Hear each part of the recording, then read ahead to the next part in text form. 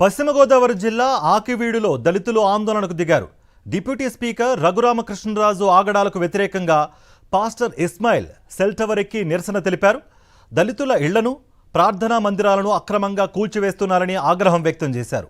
ఇళ్లు కోల్పోయిన పేదలకు న్యాయం చేయాలని, ప్రార్థనా మందిరాలను తిరిగి నిర్మించాలని డిమాండ్ చేశారు. గౌరవనీయులైన చంద్రబాబు నాయుడు గారు ఆంధ్రప్రదేశ్ రాష్ట్ర ముఖ్యమంత్రి గారికి చేతులెత్తి దండం పెట్టి చెప్తా ఉన్నా, అయ్యా చంద్రబాబు నాయుడు గారు, రఘురామకృష్ణరాజు గారి పుణ్యమా అని చెప్పి ఆయనకు ఓటేసినటువంటి ప్రజలు రోడ్ల మీద పడ్డారు. 3 ప్రాణాలు పోగొట్టుకున్నారు.